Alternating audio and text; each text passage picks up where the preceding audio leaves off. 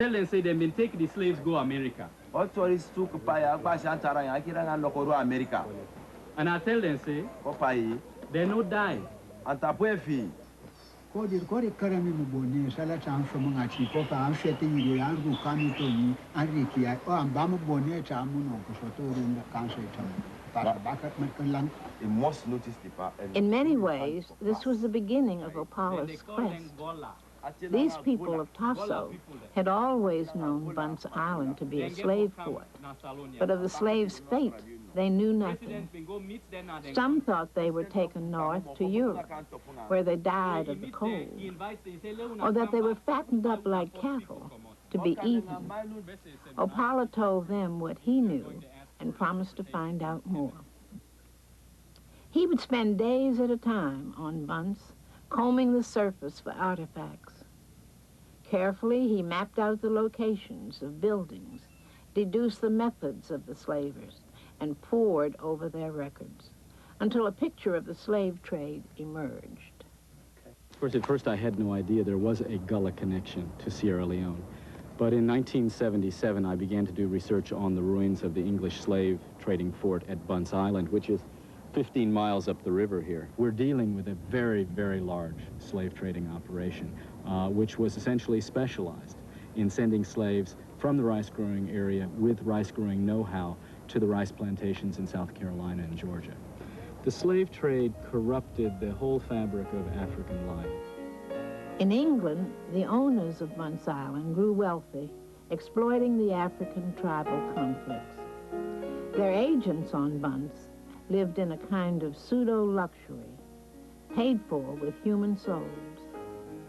Besides Bunce Island House, the large Georgian manor of the chief agent, this imitation gentry built formal gardens, even a golf course. But the vile business of Bunce, the trafficking in human beings, could not be totally hidden. A young and adventurous woman named Anna Maria Falconbridge recorded in her diary the following. Bunce Island House, at a distance, has a respectable and formidable appearance, nor is it much less so upon a nearer investigation. Behind the great house is the slave yard, and houses for accommodating the slaves. Delicacy, perhaps, prevented the gentleman from taking me to see them, but the room where we dined looks directly into the yard.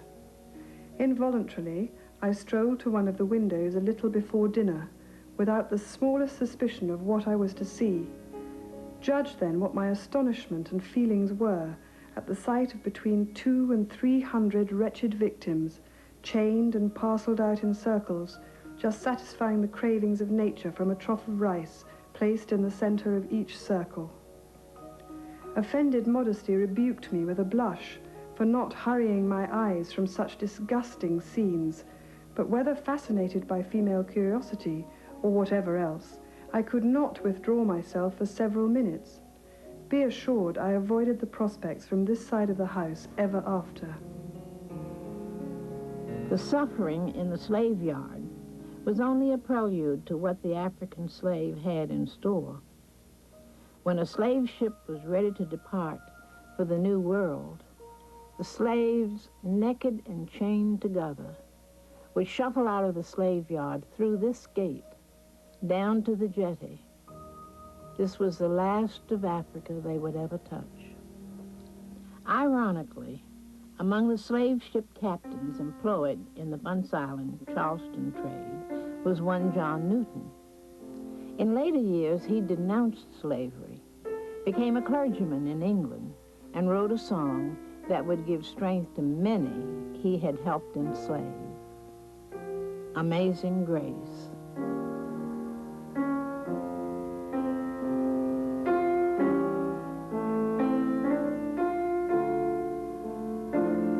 Slavery made the otherwise marginal colonies wildly successful. Businessmen, coolly plotting out the net and the gross, grew rich on its existence. Their records showed Joe Opala that the Gullah-Sierra Leone connection is an historical fact. The eureka moment for me was when I found the connection between Richard Oswald, the owner of Bunce Island in the mid-18th century, and Henry Lawrence, his agent for slaves from Sierra Leone in South Carolina. When I finally discovered these indications in Lawrence's papers, I virtually shouted Eureka in the library. I now had the firm link between Sierra Leone and the Gullahs. From Mepkin Plantation, near Charleston, Henry Lawrence captained his rise in South Carolina society. Mepkin was a centerpiece of Lawrence holdings and was earned mainly through his business venture with Oswald. Well, the significance of the Oswald-Lawrence connection is that the slave trade connection between Sierra Leone and South Carolina had an impact on the course of American history. Both of these men, Oswald, the Englishman, the slave trader, Lawrence, the American colonist, the rice planter and slave trader, both of these men had risen to positions of international prominence and wealth through the slave trade. And when the American War of Independence came, Lawrence became an important figure in the American colonial government. He became president of the Continental Congress at one point. He was the highest-ranking American official captured by the British during the Revolutionary War. The British imprisoned Lawrence in the Tower of London until Richard Oswald was able to post the bond for Lawrence's freedom. Later, he and Oswald helped negotiate the ceasefire, which ultimately led to the Treaty of Paris. As a result of the rice trade and the Lawrence-Oswald connection, historians are able to establish the fact that thousands of slaves came from one small part of Africa to live in one small part of America. But the culture the slaves brought with them couldn't have survived if the Africans hadn't also brought a subtle form of revenge against their masters.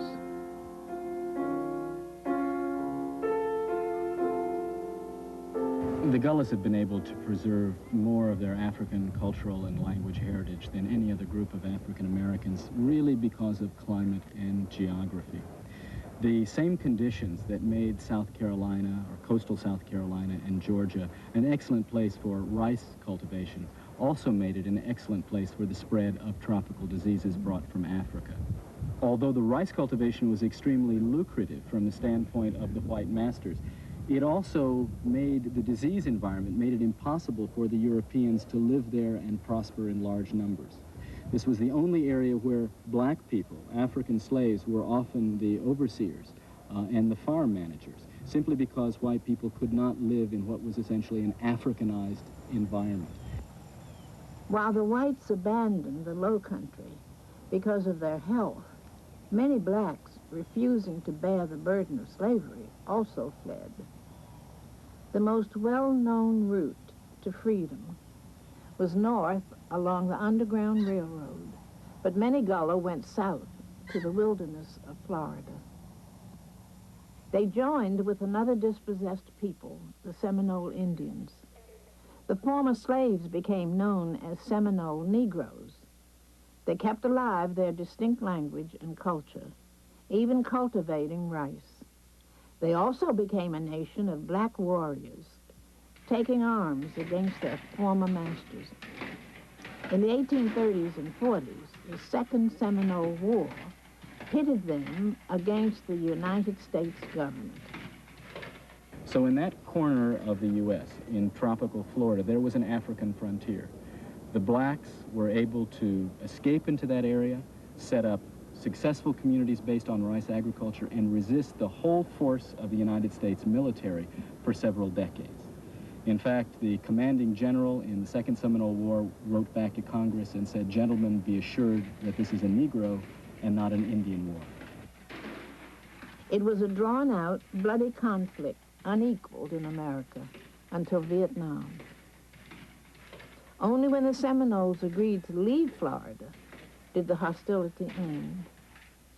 The black Seminoles remained free and began calling themselves freedmen and traveled with their red brothers along the Trail of Tears to the Indian Territory in Oklahoma, where they still live today.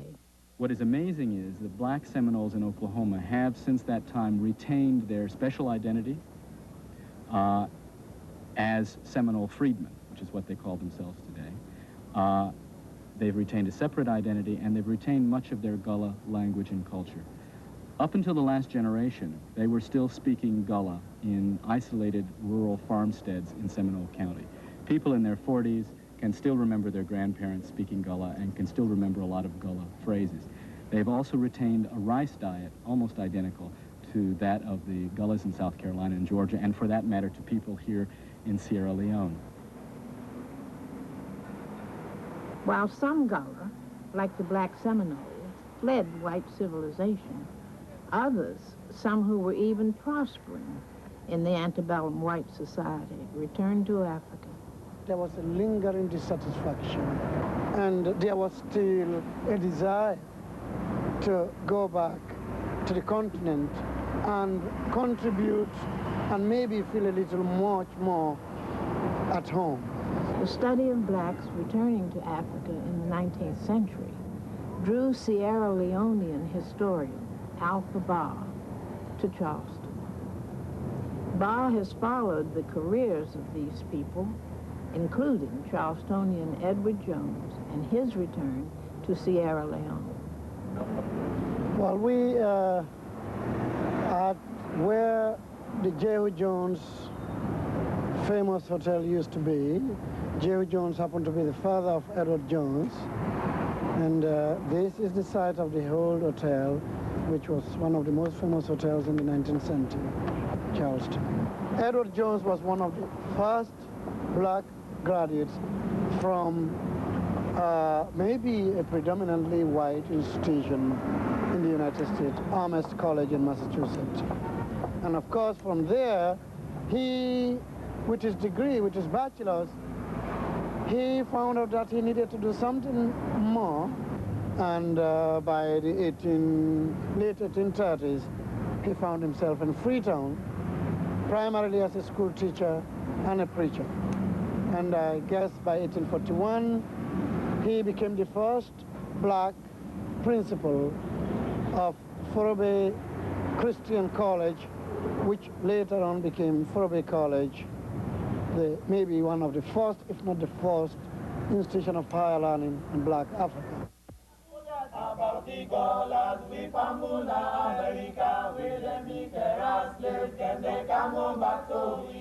Alpha Ba's work trying to find out why one African American journeyed back to the land of his ancestors helped him to observe the Gullah homecoming. He served as liaison and guide to the delegation. Over a year had passed since President Momo invited Emory Campbell to bring members of the Gullah community home to Sierra Leone.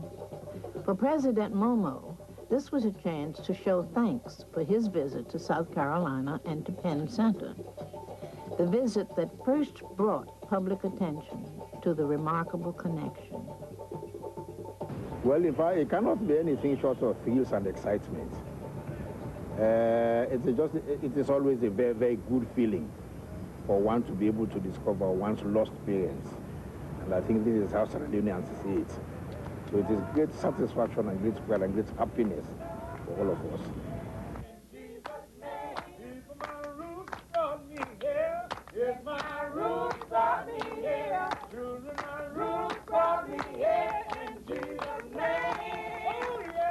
The week-long visit gripped the thoughts of all Sierra Leoneans.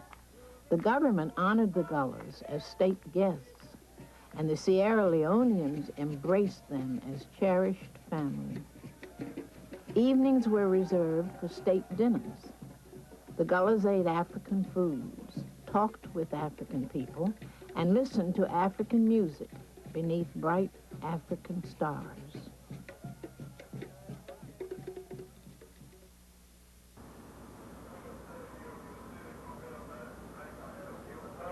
But away from Freetown, under the African sun, they glimpsed the sorrow from which this homecoming joy was born. The Gullahs engaged in a pilgrimage to the grim slave yard of Bunce.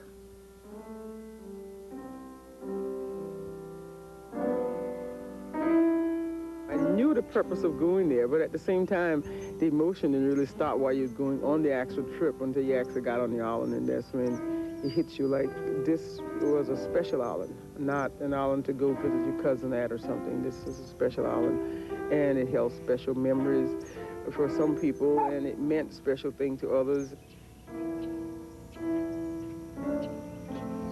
It's kind of hard to describe how you actually feel in a sense, because there were so many things running through your mind at the time, and you look back and you can actually see the people. I actually saw men, women, children, and you know, and I could sort of picture them coming on and going off, that sort of stuff, and it's kind of it made me angry.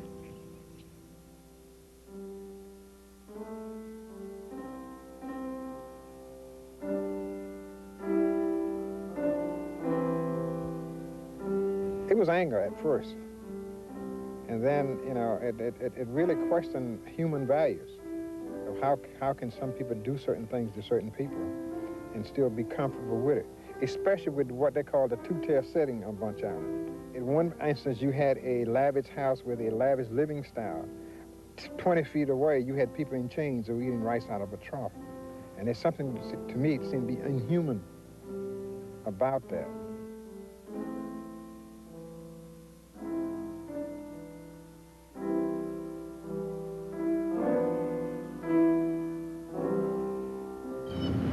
I didn't want to feel that. It would have been too painful. Even when I think about it now,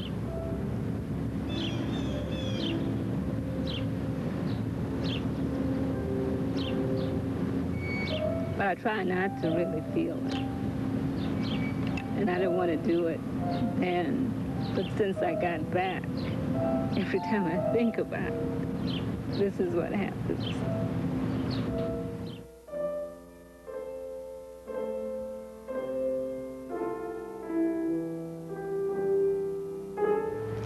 I was imagining the scream in their hearts, wanting to go to their families, leaving their families, or families not knowing where they were,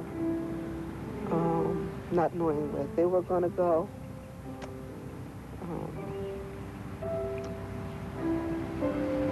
And I don't know. I felt sad. Any anger? Yeah. Lots.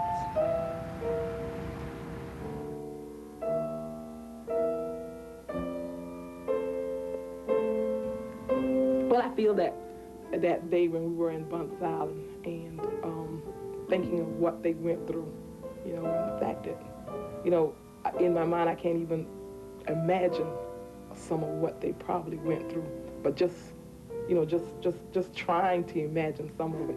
It's like they made it, you can, you know, don't give up, and that's me now.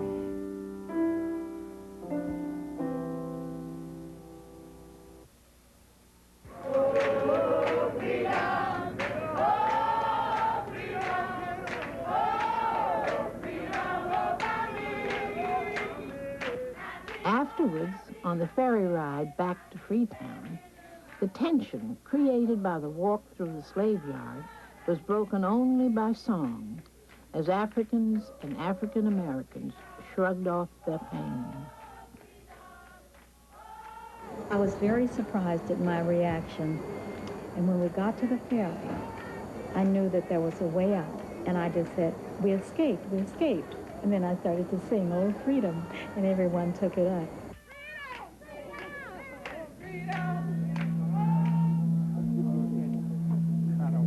The Gullah people were not there to dwell solely on the past wrongs, but to find the things in their hearts that felt right. In Mende country, in a village called Tayama, Africa held her head high, opened her arms, and shouted to the Gullahs, "Welcome home."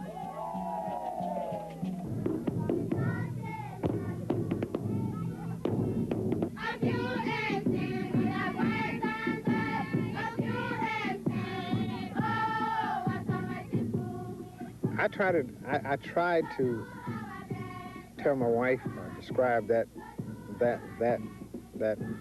event of crossing the bridge and being and the school children were there and the villagers were there, and the drums and the guy was blowing the horn that were calling the tribes together. It was almost like being a guest in your own house. You were home and you was like a guest in your own house, and you was away for a long time, and everybody was saying, welcome back, you know. And so you're walking down in between all these people on both sides of the roads, and it was the most awesome feeling, you know. Can't even describe how it felt. It really felt good. Yeah. So just simply put, it really felt good. Yeah. I'm very sure.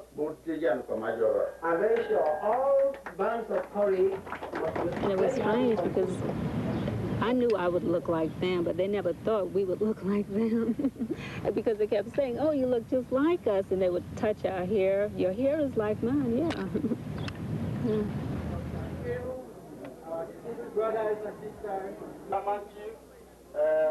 Kayama treated the Gullahs like royalty and capped it off before hundreds of curious eyes as Emery Campbell donned the ceremonial robes of chief. Robes to go with his new name, Chief Pa Corey the First.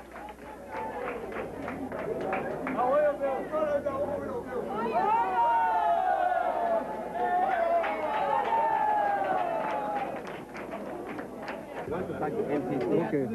Chief Pa Corey and the Gullahs feasted on rice and greens, home cooking to them. They played games, watched dances, and began to understand how the fields of rice must have looked to their grandparents. This day was a joyous space of reunion for the Gullah. For most, the journey would fill in gaps left dark and open for 2 centuries. And that just made us say, well, there got to be a connection between these people. There's no question about it. These are our people. There's no question about it. Got a homeland. There are things that I can't even put into words. We have this way of saying everything is everything, and truly, in Sierra Leone, everything was everything. There are things that are kind of submerged in African American culture. They're just part and parcel of us, that were part and parcel of those people. And so when we're there, we're okay, you know.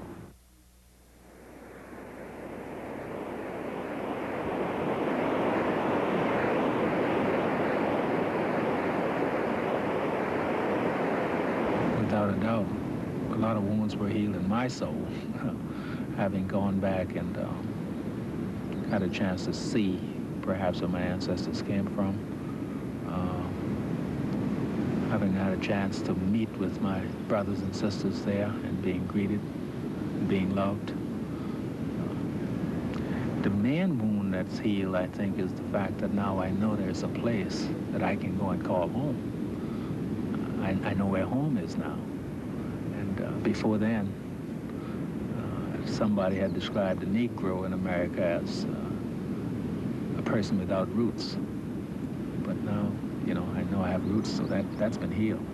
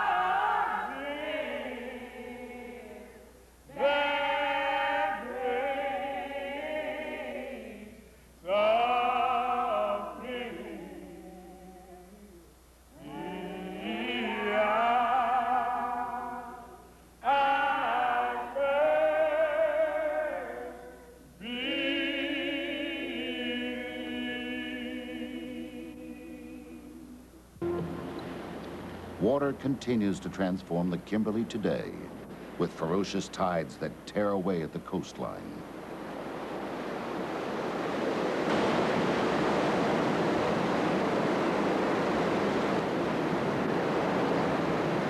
Every 6 hours, they rush into the beds of forgotten rivers. Plundering the sandstone cliffs, the ocean carries off billions of tiny grains of rock. And what it leaves behind is mud.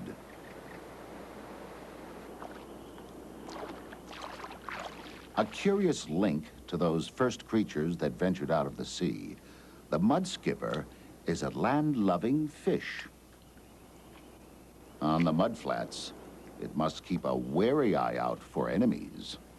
Its clumsy movements are no match for the egret and its dangerous beak.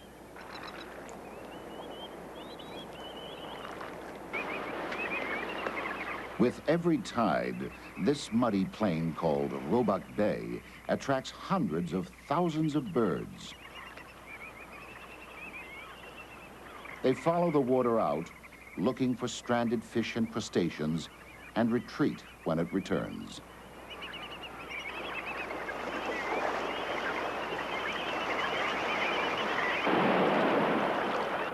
As fast as a man can walk, the sea overtakes the shore, scattering all the creatures of the flats in its path.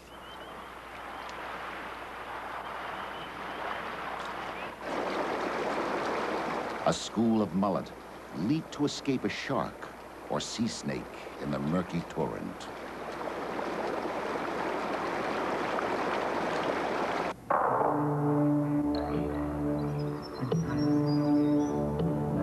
Through the ages, the sea has claimed much of the lowlands.